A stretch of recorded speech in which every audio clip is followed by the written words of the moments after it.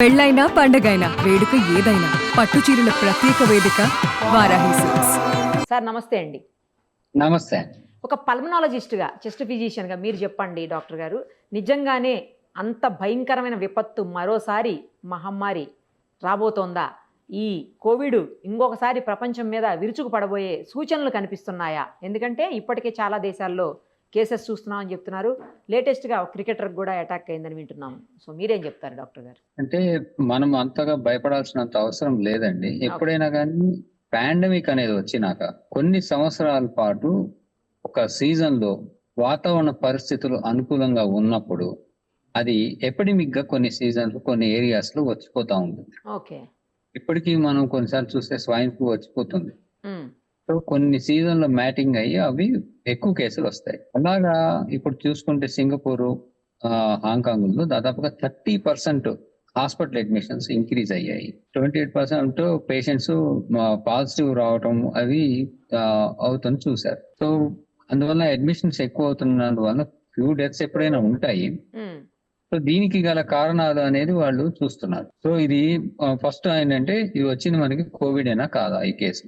Yeah! దాదాపు 4 సిటీల్లో notify అయిన ఈ రేజ్ ఎక్కువగా ఉన్న ఈ కేసులు దాదాపుగా కోవిడ్ ఒమిక్రాన్ JN1 వేరియంట్ లోనే కొంత సబ్ వేరియంట్ రావడం వలన వచ్చింది అని. అవి ఆల్రెడీ పాత ఉన్న వాటిలోనే వచ్చింది. అయితే ఈ దీన్ని మనం ఏంటంటే సీజనల్ గా స్ప్రెడ్డింగ్ కి ఎక్కువగా కారణం ఉండటం వలన ఎక్కువ స్ప్రెడ్ అయ్యి ఆ సీజనల్ గా కొన్ని చోట్ల స్పట్స్ అంటాం వీటిని. హ్మ్. ఈ ఎపిడమిక్ గా వచ్చి అది పోతుంది. అయితే ఎక్స్పెక్టేషన్ ఏం చేస్తున్నారంటే ఏంటంటే హై వ్యాక్సినేషన్ ఉండి హై కేసెస్ వచ్చి ఇమ్యూనిటీ బాగా ఉన్న కంట్రీస్ లో ఇది రాకపోవచ్చు. అంటే ఎస్పెషల్ మన హై వ్యాక్సినేషన్ హై ఇమ్యూనిటీ ఉన్న కంట్రీ ఓకే. కోవిడ్ కి. హ్మ్. సో ఇక్కడ మళ్ళీ కేసెస్ అంతగా పెరగకపోవచ్చు. ఒకటి రెండు తగులుతాయి వస్తాయి. మనం ట్రావెల్ కంపల్సరీ ఎటు పోవాలన్నా మన సింగపూర్ నుంచి కానీ థాయిలాండ్ నుంచి కానీ మలేషియా నుంచే మనం ట్రాన్సిట్స్ తీసుకుంటాము. హ్మ్. హ్మ్. సో ఈ ట్రాన్సిట్ తీసుకొని కంపల్సరీ ఆ రిస్క్ ఉంటుంది. ఇప్పుడు అదే మీరు అన్నట్టుగా ట్రావెల్ ఆ ఎయిర్పోర్ట్స్ నుంచి రావటం వలన హ్మ్. ఈ వైరస్ ట్రాన్స్మిట్ అయ్యి మనకి సిమ్టమ్స్ కనబడే Yes, ఛాన్స్ yes. వచ్చి అట్లా కనబడుతుంది. హ్మ్. వాళ్ళకి వస్తుంది. సో ఈ హై ఎండమిక్ ఉండటం వలన మనకి ఏంటంటే ఇమ్యూనిటీ ఆ బాగుంటుంది, వాళ్ళకి రాదు అని. అయితే ఇప్పుడు కొన్ని కంట్రీస్ లో ఇట్లా పెరగడానికి కారణం కూడా ఏంటంటే వాళ్ళంతా చాలా రోజులు అయిపోయి వ్యాక్సినేషన్ యొక్క ఎఫెక్ట్ పోయి ఇమ్యూనిటీ తగ్గిపోవటం వలన వేరియంట్ పెరగటం మారటం వలన మళ్ళీ కొత్త వేరియంట్ కొంచెం కొంచెం కొత్తగా కేసెస్ వచ్చాయని. అవి అంత సీరియస్ గా సిమ్టమ్స్ చూపించట్లేదు అని కూడా అంటున్నారు. అంటే మామూలుగా రొటీన్ గా ఆఫీస్ మానేసి ఇంట్లో కూర్చొని లీవ్ తీసుకునేంతగా ఉంటున్నాయి కానీ సీరియస్ గా ప్రాణ నష్టం కలిగేంత డేంజర్ అయిపోయేంతగా ఈ ఇన్ఫెక్షన్ రావట్లేదు అని అయితే వాళ్ళు మనకి కొంత తెలుస్తుంది ఇన్ఫర్మేషన్. హ్మ్. సో ఎప్పుడైనా కానీ పాండమిక్ అయిపోయినాక ఈ ఎపిడమిక్స్ వచ్చినప్పుడు కొంత సిమ్టమ్స్ ఉంటాయి, కొన్ని అడ్మిషన్స్ ఉంటాయి. కానీ అంత భయంకరంగా భయపడిపోయి మనం మొత్తం షట్ డౌన్ చేసేసుకునేంతగా అయితే ఈ కేసెస్ అక్కడ ఉండకపోవచ్చు మరి. అంటే సార్ మీరే అన్నారు కదా! వేరియంట్స్ మారుతూ ఉంటాయని. అలా ఏమన్నా మారే అవకాశం ఉందా? ఎందుకంటే గతంలో కూడా మనం మారింది. చూసాము. మారింది. వేరియంట్ మారుతున్నాయి. మారినప్పుడు విరులెన్స్ ఫ్యాక్టర్ అంటారు. అంటే దాని యొక్క సీరియస్‌నెస్ అది పెంచుకుంటేనే. హ్మ్. అది పెంచుకోవడం అనేది పాండమిక్ అవ్వగానే నెక్స్ట్ 1 ఇయర్‌కి ఆ నెక్స్ట్ 1 ఇయర్‌కి మళ్ళీ పాండమిక్ వచ్చేంత లెవెల్‌కి అది ఎప్పుడు పెంచుకోదు. యూజువల్‌గా పెరగదు. ఓకే. సో కొంత వేరియేషన్ రావటం వలన దానికి సంబంధించిన గ్యాప్ కూడా మనకి రావటం వలన ఇమ్యూనిటీలో తేడా రావటం తగ్గుతుంది కాబట్టి హెడ్ ఇమ్యూనిటీ అంటారు. Community immunity. ఓకే. ఈ గ్యాప్ రావటం వలన మళ్ళా కొన్ని కేసెస్ వస్తున్నాయి గానీ అదంతా సీరియస్ అయిపోయి మళ్ళా ఏఆర్‌డీస్‌లు అయిపోయి పేషెంట్ అంత లెవెల్‌లో డెత్ రావడం అనేది సేమ్ వైరస్ కి యూజువల్ గా వెరీ అన్ఎక్స్‌పెక్టెడ్ రేర్ థింగ్ మనకు జరగటం అనేది. సో మనం అంత కొన్ని కేసులు అయితే ఉంటే జాగ్రత్త ఉండాలి. ట్రాన్స్మిషన్ జరగకుండా కొంత మనం అయితే చర్యలు తీసుకోవాల్సిన అవసరం ఉంటుంది. కానీ ఇప్పటికీ మన ఇండియన్ గవర్నమెంట్ నుంచి మాత్రం అలర్ట్ అయితే ఇంకా వచ్చినట్లేదు. మనకు కూడా కేసెస్ కనబడుతున్నట్టుగా కూడా ఎక్కడ నోటిఫై అవ్వలేదు ఓకే. ఇండియా. ఓకే. అంటే గతంలో కూడా ఫస్ట్ మన దగ్గర రాలేదు కదా సార్! వేరే దగ్గర నుంచే మన కంట్రీకొచ్చింది కదా! అప్పుడు గూడా? అంటే ఇప్పుడు ఇది హాంకాంగ్ ఏదైతే ఉందో హాంకాంగ్ అండ్ సింగపూర్‌వి ఇప్పుడు ఈ నెల పెరిగిన కేసెస్. కానీ బిఫోర్ లాస్ట్ మంత్ కేసెస్ అయితే నోటిఫై అవ్వటం వస్తున్నాయి. ఓకే. వాళ్ళకి February, March, April, May. So as the 3, 4 months అయ్యే కొద్ది కేసెస్ బట్ ఇప్పుడు సడన్ గా స్పట్ ఎక్కువైనాయి. They are seeing the cases hmm. And ఇప్పుడు స్పట్ ఎక్కువైపోయి 30% అయ్యి అడ్మిషన్స్ 30% సర్జ్ అయినాయి. It is not that admissions zero కాదు. ఆల్రెడీ ఉన్న అడ్మిషన్స్ కి ఇప్పుడు సడన్ గా 30% సర్జరీ ఎక్కువ అయ్యాయి. సో వాళ్ళు ఆల్రెడీ కేసెస్ చూస్తున్నారు, దాంట్లో ఎక్కువ అయ్యాయి. దీనికి కారణం ఏంటంటే ఒకటి ఇమ్యూనిటీ తగ్గిపోవడం, వాళ్ళకి వ్యాక్సినేషన్ షెడ్యూల్ గ్యాప్ అంటే ఆపేసుకొని గ్యాప్ పెరగటం, 3 వేరియంట్ పెరగటం, 4వది వాతావరణ పరిస్థితులు అనుకూలంగా ఉండటం ఈ వైరస్ స్ప్రెడ్ అవ్వడానికి. సీజన్ లో ఎపిడమిక్స్ వస్తాయి కదా అట్లా. ఇవన్నీ 3-4 కారణాల వలన మనకి మళ్ళా కేసులు కనబడుతున్నాయండి. ఇదే ఫినామినా వేరే కంట్రీలో కూడా కనబడొచ్చు, కానీ ఇది పాండమిక్ అయ్యి ప్రాణహాని అయ్యేంత అవ్వకపోవచ్చు. కానీ హాస్పిటలైజేషన్ అయితే జరుగుతోంది కాబట్టి మళ్ళీ అలాంటిదే ఇక్కడ కూడా వస్తే మాస్కులు వేసుకోవటం అట్లాంటిది ఏమన్నా ఉంటుంది. ఎందుకంటే ట్రావెల్ అనేది మనం ఆపలేము. గతంలో కూడా చూసాము, ఇప్పుడు కూడా అదే జరుగుతోంది. ట్రావెల్ వల్లనే జరుగుతోంది ఇదంతా కూడా. ఇప్పుడు నేను ఇందాక చెప్పినట్టు ఒక క్రికెటర్ కూడా వాళ్ళ సొంత కంట్రీకి వెళ్ళి తిరిగి ఇండియాకి రీచ్ అయినప్పుడు మాత్రమే అతనికి కూడా ఐడెంటిఫై చేశారు. అలాగే కేసెస్ మనకి ఎవరైనా వచ్చినప్పుడు అవి మనకి అట్లా ఎంటర్ అవుతాయి మన కంట్రీలోకి ఈ ట్రావెల్ వలన. అలా ఎంటర్ అయినప్పుడే స్ప్రెడ్ అయితే మనకి కూడా కేసెస్ పెరుగుతాయి. ఈ పెరగటం అనేది ఒమిక్రాన్ వేరియంట్ అనేది మన ఇమ్యూనిటీలో మన ప్రజల యొక్క ఇమ్యూనిటీ ఎంత ఉంది, దానికి అది ఎంత ప్రభావితం చూపిస్తుంది అనే మీద డిపెండ్. అంటే మన కంట్రీకి వేరియేషన్ గ్యారంటీగా ఉంటుంది. సో మనకి గనక ఇమ్యూనిటీ గనక గట్టిగా ఉండుంటే మనకి అసలు రాకపోవచ్చు కూడా కేసెస్. అంటే ఇప్పుడు మనకి కొంతమంది వచ్చారు బయట నుంచి, వాళ్ళకి తగిలి ఉందని కన్ఫర్మ్ అయింది, వాళ్ళని ఐసోలేషన్ పెట్టారు. వాళ్ళు మనకి కనుక్కునే లోపల ఎంతమందికి స్ప్రెడ్ చేసినా కానీ అది మనకి ఇమ్యూనిటీ బాగుంది అనుకోండి, అది రాకపోవచ్చు.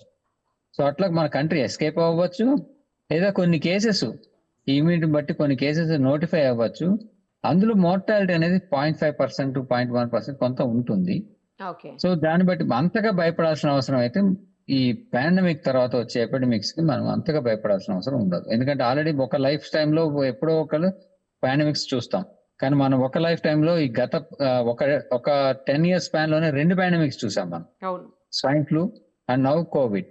సో 2 వచ్చి వెళ్ళిపోయాయి, మళ్ళీ చిన్న చిన్నగా పీక్స్ వస్తాయి, తర్వాత అది అలా తగ్గిపోతాయి. సో అదే ట్రెండ్ ఎప్పుడైనా ఫాలో అవుతాయి. ఓకే, కానీ ఇప్పుడు అంటే ఏదైనా ఎయిర్పోర్ట్స్కి వెళ్ళినప్పుడు లేదంటే వేరే కంట్రీస్ని మనం విజిట్ చేసినప్పుడు మాస్క్ వేసుకోవటం బెటర్ అంటారా? మీరు సజెస్ట్ చేస్తారా మాస్క్ని? హ్యాండ్ శానిటైజేషన్, మాస్క్ వేసుకోవటము, డిస్టెన్స్ మెయింటైన్ చేయటం, ఇంటర్పర్సనల్ డిస్టెన్స్ మెయింటైన్ చేయటము, ఎవరైనా సిక్కుగా కనబడితే వాళ్ళకి దూరంగా ఉండటము, ఈ కోమైట్స్ అలాంటి వాటికి మనం జాగ్రత్తగా మెయింటైన్ చేయడంలో జాగ్రత్తగా ఉంటుంది. ఇవన్నీ కంపల్సరీ ఫాలో అవ్వాల్సినదే ఎవరికైనా, ఎస్పెషల్లీ ఈ సీజన్, ప్రతి సీజన్ లోని any virus can attacks and spread అవుతుంది కాబట్టి ఇవి కంపల్సరీ ఫాలో అవ్వాలి. ట్రావెల్ అడ్వైజరీ కంపల్సరీ ఫాలో అవ్వాలి, మనం కూడా స్ప్రెడ్ చేయకుండా మనకి రాకుండా. సార్ జనరల్ గా ఇది వింటర్ సీజన్ లో స్ప్రెడ్ అవుతాయి అంటారు అన్ని. ఇదేంటో విచిత్రంగా లాస్ట్ అప్పుడు కూడా అంతే, ఫస్ట్ కోవిడ్ అప్పుడు కూడా మనకి మార్చి మంత్లోనే స్టార్ట్ అయింది. 21st ఏమో లాక్డౌన్ కూడా పడింది అప్పట్లో. సో ఎప్పుడు సమ్మర్లోనే ఎందుకు అవుతుంది ఇది? అంటే ఇది మనం సమ్మర్ అనుకుంటున్నాం, కానీ యాక్చువల్ గా అవి స్టార్ట్ అయ్యేది ఎప్పుడంటే స్ప్రింగ్ సీజన్ లో స్టార్ట్ అవుతాయి. ముందే స్టార్ట్ అయిపోతుంది. స్ప్రింగ్ లో స్టార్ట్ అవుతాయి. స్ప్రింగ్ అనేది వింటర్ నుంచి మనకి శిశిర ఋతువు తర్వాత వసంత ఋతువు వచ్చినప్పుడు అది వాతావరణ పరిస్థితులు వైరస్ కి అనుగుణంగా ఉంటాయి, బాగా ప్రొలిఫరేట్ అయ్యి పెరగడానికి. ఆ టైంలో వాతావరణం పూలుండి తడిగా ఉన్న దగ్గర నుంచి పొడిగా అవుతుంది, ఆ టైంలో వైరస్ స్ప్రెడ్ అవుతుంది. అయితే ఇప్పుడు ఇంకొక ఫ్యాక్టర్స్ ఏంటంటే ఎన్విరాన్మెంట్ కూడా కన్సిస్టెంట్ గా ఉండట్లేదు, సడన్ గా వానలు పడుతున్నాయి. సో ఈ వానలు పడటం వలన కూడా అది కొంచెం ఎక్కువగా స్ప్రెడ్ అయ్యే ఛాన్స్ ఉంటుంది. మనం ఏంటంటే ఎండలకి ఉంటే రావద్దు అనుకుంటున్నాం, కానీ ఎండలు ఉండటం వలన దాని వాతావరణ పరిస్థితి అది ప్రొలిఫరేట్ అంటే పెరగడానికి సరిగా అనువైన వాతావరణం ఉంటేనే అవి పెరుగుతున్నాయి. సో దానివల్ల అవి స్ప్రెడ్ అవుతున్నాయి. ఏ సీజన్ అయినా కూడా ఇట్లా కేసులు నోటిఫై అవుతున్నప్పుడు మాత్రం మనము బయటకు వెళ్తున్నప్పుడు పర్సనల్ హైజీన్, పర్సనల్ ప్రొటెక్షన్ ఇవి కంపల్సరీ ఏవైతే ఉన్నాయో రూల్ అవి ఫాలో అవ్వడం మంచిదండి, అవ్వాల్సిందే. ఓకే, ఏదైనా అంత అంటే పానిక్ అయిపోయి భయపడిపోయి ఏదో అవుతుందని లేకపోతే డెత్స్ అవుతాయి అని భయపడాల్సిన అవసరం అయితే లేదని ఒక మంచి మాట అయితే చెప్పారు. అంత అవసరం అయితే లేదు, భయపడాల్సినంత అవసరం లేదు. కాకపోతే జాగ్రత్తగా ఉండటం అనేది మాత్రం మంచిది, ముఖ్యంగా ఇతర దేశాలకు వెళ్ళినప్పుడు. తర్వాత ట్రాన్స్పోర్ట్ మన లోకల్ కూడా ఒక సిటీ నుంచి ఇంకో సిటీకి ట్రావెల్ చేస్తున్నప్పుడు కూడా మనకి అవసరం ఫాలో అవ్వాలి. మనము కారులో మన మూలంలో వెళ్తున్నా కూడా మనం కొన్నిసార్లు గుళ్ళకి వాటికి వెళ్తాం, వేరే గుళ్ళకి. అలా వెళ్ళినా కూడా సేమ్ రూల్ అప్లికబుల్. సో మనం పిలిగ్రిమేజ్కి వెళ్ళినా, మనము హాలిడేకి వెళ్ళినా, వేరే సిటీకి వెళ్ళినా, వేరే కంట్రీకి వెళ్ళినా ట్రావెల్ అనేది చేస్తున్నప్పుడు మనకి రిస్క్ ఎక్కువ ఉంటుంది. మనం కంపల్సరీ అటు వెళ్ళాల్సి ఉంటుంది, ఫాలో అవ్వాల్సి ఉంటుంది. ఆ కాస్త travel జాగ్రత్తలు తీసుకుంటే మంచిది. లక్షణాలు కనబడగానే మనం దాన్ని జాగ్రత్త పడటం కూడా మంచిది. టెస్ట్ చేసుకోవటం, జాగ్రత్త పడటం, సీరియస్ అవ్వకుండా చూసుకోవటం, ఇవన్నీ మనకి నెక్స్ట్ స్టెప్‌లో మనం అవి జాగ్రత్తగా ఉండాలి. సార్ ఒక చిన్న డౌట్ ఫైనల్లీ ఏంటంటే, మనం అప్పట్లో వ్యాక్సిన్ తీసుకున్నాం. కోవాక్సిన్ ఒకటి, కోవిషీల్డ్ ఒకటి లాంటి వ్యాక్సిన్స్ తీసుకున్నాం. ఆ వ్యాక్సిన్స్‌కి అంటే ఇదేమన్నా ఎఫెక్ట్ అయ్యే అవకాశం ఉంటుందా? అంటే ఆ వ్యాక్సిన్స్ తీసుకున్న వాళ్ళకి రాదు అని ఏమన్నా చెప్పగలుగుతామా? ఒమిక్రాన్ ఏదైతే వేరియంట్ చెప్తున్నారో మీరు కోవిడ్ అది? యాహ్! అది వ్యాక్సిన్ తీసుకున్న వాళ్ళకి కంపల్సరీ ఇమ్యూనిటీ బతికుంటే రాదు. సో, ఇమ్యూనిటీ అనేది 6 మంత్స్‌కి, 1 ఇయర్‌కి వేన్ ఆఫ్ అయిపోతుంది. ఇమ్యూనిటీ ఈ వైరల్స్ వాటికి ఎక్కువ ఉండదు. 1 ఇయర్ దాటితే దాని ఎఫెక్ట్ ఉండదు. తగ్గిపోతది. కొంతమందిలోనే ఉంటది. అంటే 1000 మందికి ఇచ్చామంటే ఒక 900 మందికి వ్యాక్సిన్ ఎఫెక్ట్ ఎళ్ళిపోతది. ఓకే. కొంతమందిలో కొంత మిగిలుంటుంది. ఓకే. ఇది ఎంత మందిలో మిగిలుంది, ఎంత వాళ్ళకి ఇమ్యూనిటీ త్వరగా రికవర్ చేసుకొని యాంటీబాడీస్ ప్రొడ్యూస్ చేసుకుంటారు, దీని మీద డిపెండ్ అవుతది. ఓహ్! సో, ఆల్రెడీ వ్యాక్సిన్ వేసిన వాళ్ళకి ఇమ్యూనిటీ గ్యాప్ ఎక్కువ ఉండి రాదు. ఆల్రెడీ మనకి అందరికి 2 ఇయర్స్ దాటిపోయింది వేసేసి. లాస్ట్ కాబట్టి డోస్. ఓకే. సో, అది ఇమ్యూనిటీ ఎంత ఉంటుందో తెలీదు. సో, ఒకవేళ వస్తే కొంచెం కాస్తో కూస్తో వచ్చే ఛాన్స్ ఉంది అని చెప్పి మనకి అనుకోవాలి మనం. అందుకని జాగ్రత్తలు తీసుకుంటేనే మంచిది. Thank you sir. Thank you so much. Thank you.